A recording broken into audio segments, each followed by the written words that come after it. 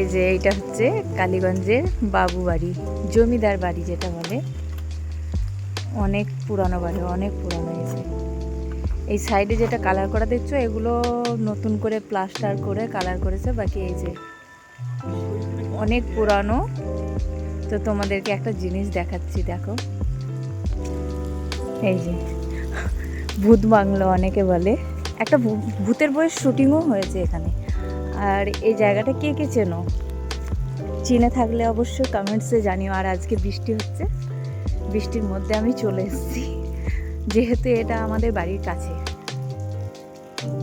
বাড়ি। আর এই জায়গাটা একদম কাছে, একদম কাছে। আর একটা জিনিস দেখো, ইটগুলো দেখো, এই ইটগুলো, এই যে গোল গোল ইট, এই যে এইটুকুনি পোর্শনট নিয়ে। আর এইটা হচ্ছে মশলা, এইটা এই দেখো, এইটা ছোট ইট। আগেকার জিনিস, বুঝতেই পারছো অনেক পরিবর্তন। কিছু কিছু জিনিস নতুন তৈরি করেছে, এই গ্রিলগুলো লাগানো ছিল না। আমরা ছোটোবেলায় এখানে ঘোরা, খেলা করা, অনেক কিছুই ঘুরে ফিরে বেরিয়েছি। এই যে দুর্গা পুজো হয় এখানে,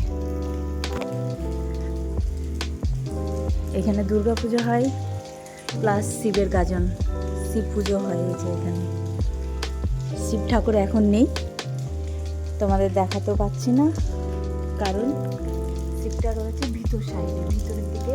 এই দিক দিয়ে, এই ঢুকে ডান দিক দিয়ে গিয়ে মন্দির রয়েছে ভিতর সাইডে, তো ভিতরে রয়েছে।